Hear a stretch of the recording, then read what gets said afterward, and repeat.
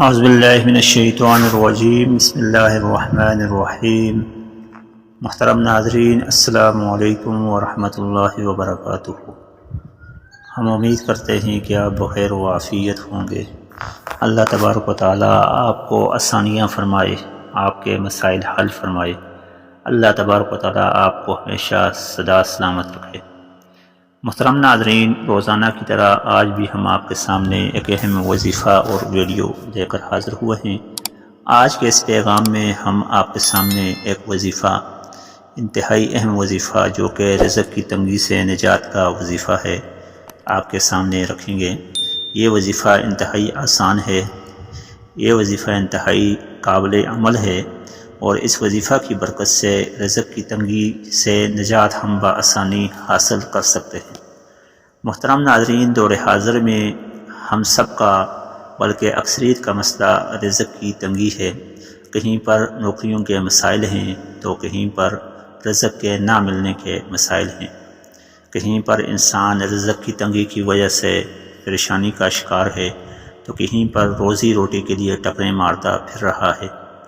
آج کا نوجوان صبح سویرے ہوتے ہی اپنی اس پریشانی اور مصیبت میں مبتلا ہو جاتا ہے کہ اگر میری مناسب نوکری نہ ہوئی، میرے پاس مناسب جاب نہ ہوئی تو مناسب رشتے کا ملنا ممکن نہیں، مناسب نوکری نہ ہوئی تو مناسب مکان بنانا ممکن نہیں، مناسب نوکری نہ ہوئی تو معاشرے کے اندر مناسب مقام بنانا، مناسب اہمیت حاصل کرنا یہ ممکن نہیں۔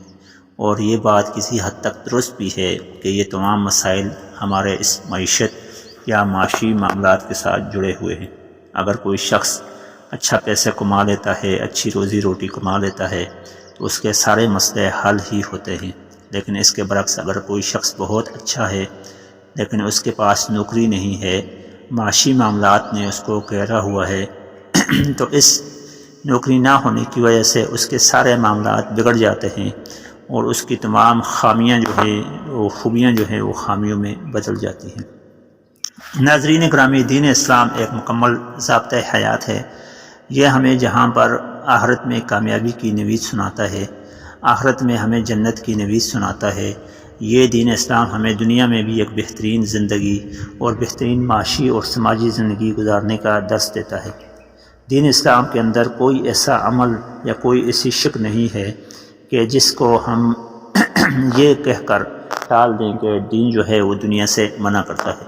ناظرین گرامی، نبی کریم صلی اللہ علیہ وسلم نے صحابہ کرام کو بھی یہی سکھایا کہ دین کے اوپر چلیں، اور دین کے اوپر چلنے سے مراد یہ ہے کہ اپنی زندگی کے اندر اپنی دنیاوی زندگی کو بھی بہتر بنائیں، دینی زندگی کو بھی بہتر بنائیں، دنیاوی زندگی کے اندر دنیاوی معاملات بھی کریں اور دینی معاملات یعنی اخروی کامیابی کے لیے، فلاح کے لیے بھی تیاری کو جاری و ساری رکھیں۔ حلال رزق کا کمانا، حلال روزی کا کمانا، یہ انبیاء اکرام علیہ السلام کی سنت مبارکہ ہے۔ کوئی بھی شخص اس معاشرہ کے اندر بہترین اور آسودہ حال زندگی اس وقت تک بسر نہیں کر سکتا جس وقت تک اس کے پاس ایک بہترین جاب یا نوکری نہ ہو۔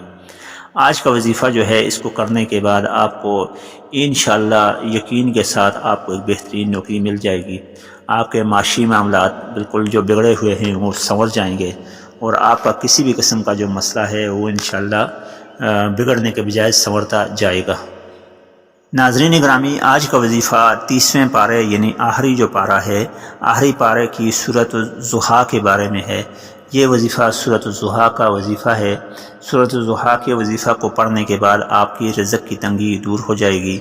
آپ کی اگر نوکری نہیں ہے تو بہترین نوکری ہو جائے گی، پیسوں میں مال میں کفایت ہو جائے گی، اور آپ اپنے گھر کا خرچہ جو زیر اثر افراد ہیں ان کا خرچہ بہتری کے احسن سر انجام دیں گے، چلائیں گے، اور آپ کو ایسے غیب سے روزی ملے گی کہ آپ کو یقین بھی نہیں آئے گا کہ اللہ نے کیسے اسباب کے دروازے کھول دیے۔ کیونکہ قرآن پاک کے اندر اللہ تبارک و تعالیٰ فرماتا ہے کہ جو شخص میرا ہوگا، جو میرے دین پر چلے گا، جو میرے احکامات کو مانے گا، تو اس کے بارے میں اللہ تبارک و تعالیٰ نے فرمایا وَيَرْزُقُهُ مِنْ حَيْثُ لَا يَحْتَسِبُ، کہ ہم اس کو رزق دیں گے ایک ایسی جگہ سے، ایک ایسے ذریعے سے کہ جس کا اس نے سوچا بھی نہیں ہوگا، نہ ہی اس نے کوئی گمان کیا ہوگا۔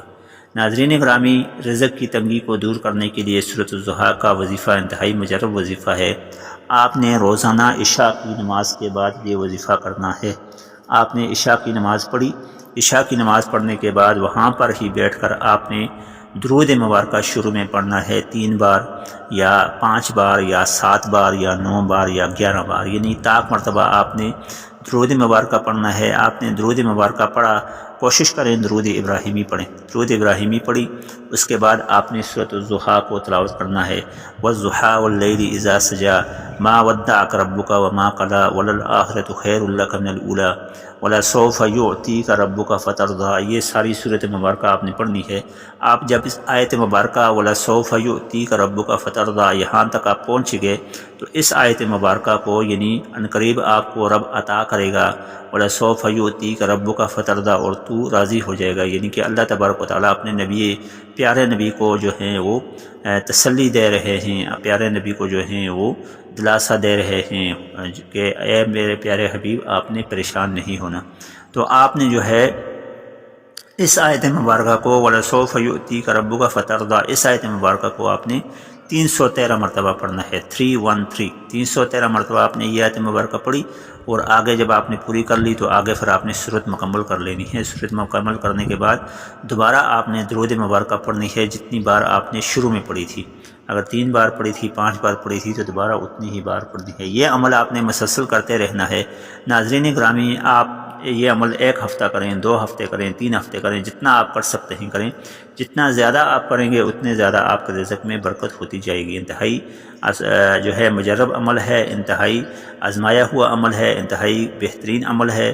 نبی کریم صلی اللہ علیہ وسلم کو اللہ تبارک و تعالیٰ نے تسلی دی، تو اسی آیت مبارکہ سے ہم ان کے امتی ہیں، ان کی صدقے، ان کی شفاعت کے صدقے ہماری بھی رزق میں کبھی بھی تنگی نہیں آئے گی، اور ہمیشہ ہمیشہ ہم آسودہ حال ہوں گے، اور ہماری تمام پریشانیوں کا خاتمہ ہو جائے گا۔ اللہ تبارک و تعالیٰ ہمیں دین و دنیا اور آخرت میں ہمیشہ ہمیشہ کے لیے کامیابیوں کامرانیاں عطا کرے۔ حاضر ہوں گے کل ایک نئے وظیفے کے ساتھ۔ السلام علیکم ورحمۃ اللہ وبرکاتہ۔